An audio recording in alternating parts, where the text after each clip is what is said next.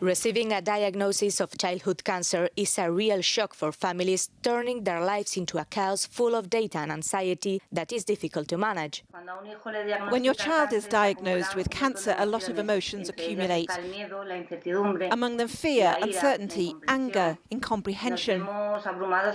We are overwhelmed by a lot of data such as diagnoses, prognoses, treatments, surgeries, transfers to other hospitals. Paula Rodriguez is from one of those families. From the Galvan Association in Asturias in the north of Spain, she has sought a way to achieve some control over children's illness.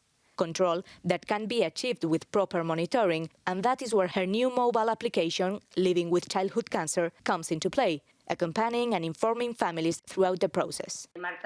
Marta Eva, a paediatric nurse who is a technologically savvy person, came up with the idea that all this data could be compiled in an app. It's an application that consists of a menu with 5 sections. The agenda section is where medical appointments or tests that are to be performed are noted down. Another is the state or situation, which answers the question, how are you feeling today? And refers to mood, food, social relationships, play, the level of pain the child is experiencing, or the exercise the child is doing. And with the results of these daily surveys, the app provides us with graphs where we can see an evolution.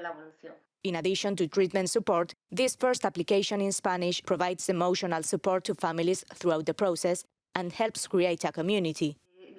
The parents who are in this process acquire a family outside the home, which is the family at the hospital.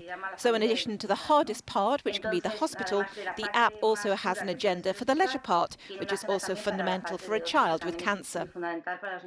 1,500 children are diagnosed with cancer in Spain every year with an 80% survival rate. But each cancer is different, and so is each patient, which is why it's considered a rare disease for which research is scarce.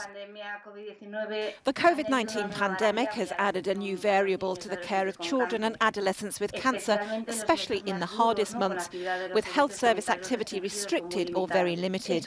This has also meant that our funding has been severely reduced because we used to fund through events, so we are reinventing ourselves by doing things virtually.